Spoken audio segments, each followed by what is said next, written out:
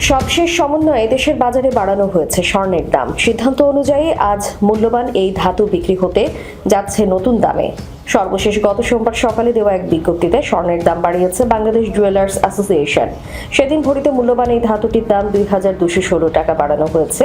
বিজ্ঞপ্তিতে বলা হয়, স্থানীয় বাজারে তেজাবি স্বর্ণের মূল্য বেড়েছে, ফলে সার্বিক পরিস্থিতি বিবেচনায় ধাতুটির নতুন দাম নির্ধারণ করা হয়েছে। সিদ্ধান্ত অনুযায়ী দেশের বাজারে প্রতি ভরি ২২ ক্যারেটের স্বর্ণের দাম পড়েছে ২,৬১,০০০ টাকা।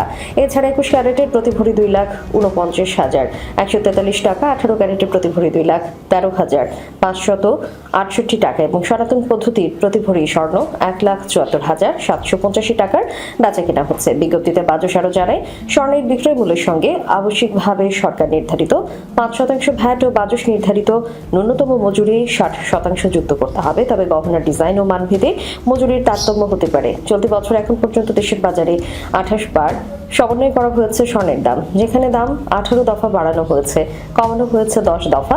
আর গত ২০২৫ সালে দেশের বাজারে মোট ৯৩ বার স্বর্ণের দাম সমন্বয় করা হয়েছিল, যেখানে ৬৪ বার দাম বাড়ানো হয়েছিল আর কমানো হয়েছিল ২৯ বার।